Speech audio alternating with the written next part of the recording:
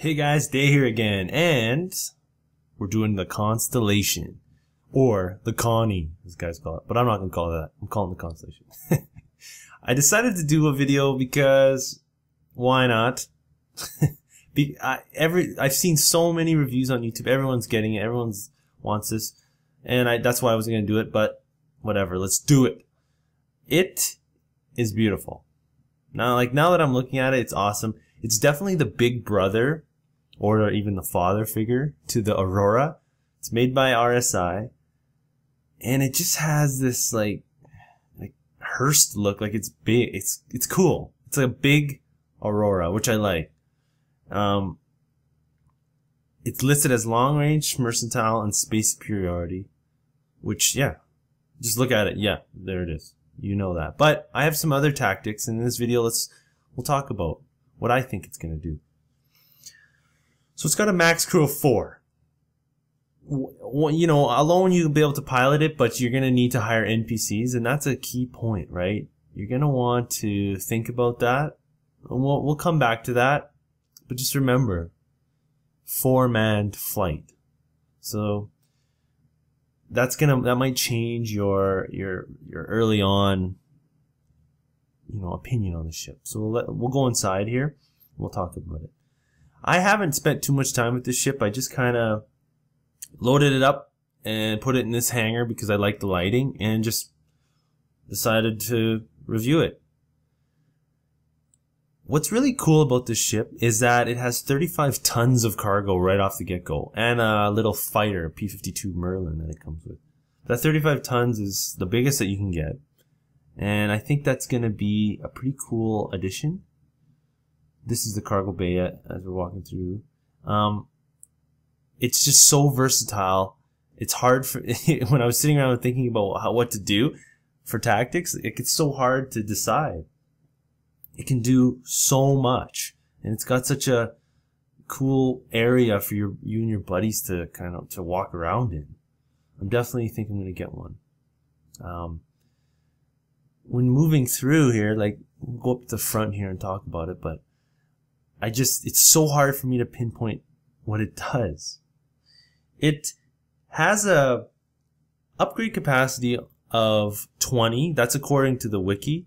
But I recently just checked the brochure that they released from RSI, and it's 14. So I'm going to go with 14 upgrades, and that's huge, right? You'll be able to totally reinvent the ship if you wanted to, and just set it up the way you want, which is amazing. It's got 8 TR6 thrusters, and look at this. These turrets are just so cool. Like, what this screams to me, we'll go back to the thrusters, but what this screams to me here is Millennium Falcon. And I think that's my main thing. Like, what I was gonna say at the beginning of the video is that this is the Millennium Falcon of Star Citizen, in my opinion. It can do everything. And I think that's what they're going for. It's got that kind of rugged look, but at the same time futuristic. And it's got multiple turrets. It's got insane defense. And it really can do anything you want. Like, it's so multifaceted that's going to be the reason why you'll get one of these. But back to the thrusters. We'll go outside here and talk about them. It's got 4 TR6 thrusters. Now, there's good and bad to that. The good being they're insanely fast, and they're vectoring, so they can they move on their own, they pivot. But it's got a giant heat signature. So there is a problem there. And remember that point as well. It's got 8 TR3 thrusters. So think about that. The TR3 is the thrust rating on a 300i's main thruster. That's what powers it. And it's got 8 of them just to maneuver it. So it's going to be able to maneuver really well. It does come with the P-52 Merlin here. And this is where you'll load cargo.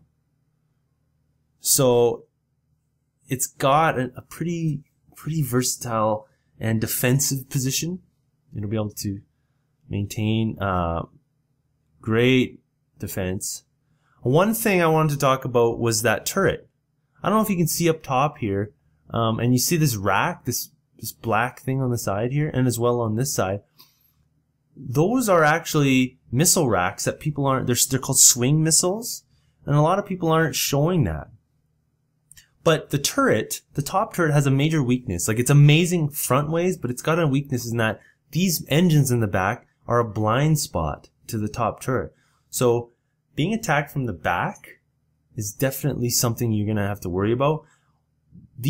Another cool thing is these thrusters actually fold in to do it and go tight, and it does cruise control mode when you want to go fast in a straight line, but all your weapons get stowed when you do that.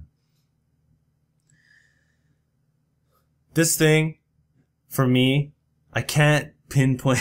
You want to ask me what the role and tactic is? I can't figure it out. It can do anything.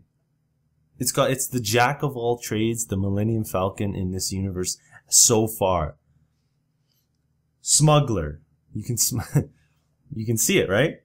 Trader, it's fast, it can move. Fighter killer, that's one I wrote down because I think it's going to be able to destroy small fighters, especially in groups. And especially if you keep them at your front, your 12 o'clock, you'll be able to take them on, no problem. And mining. A mining operation with these is going to be unbelievable. You'll be able to overload this cargo bay. You'll be able to leave the P-52 behind. And you'll be able, they said you can even cover up these docking cups if you wanted to. You can overload the crap out of it, but it'll slow your ship down and you'll have a much larger heat signature, especially, and energy signature, especially with those giant TR6 thrusters. It's just so customizable that I can't see why. Like, if you had a group, this is what you're gonna want with your guys. Like, you need one of these. Every single small group's gonna need a Constellation or a Connie. So these are the beds here. They're pretty cool. The beds, they have a really cool purpose. I mean, when you log out, you can jump in. But what I read about the Constellation's beds, is something really interesting. They actually, I'm just looking for no, okay, that's the only beds, but they actually give you some protection, which is amazing. They wrote that they give you minor G-force protection. So if you're logged out, well, you might as well jump in those, right? And they also give you crash protection. So, or explosion. If you get blown up, it might be a good idea to actually jump in those. Like if you're AFK, or even you know you're going to get blown up, it might be a good idea to jump in. You might actually survive. But anyway, that's pretty much it. This ship is so multifaceted. I can't give you a definitive answer. You'll be able to, the role is what you want. You'll be able to upgrade this the way you want. You want it to be a fighter.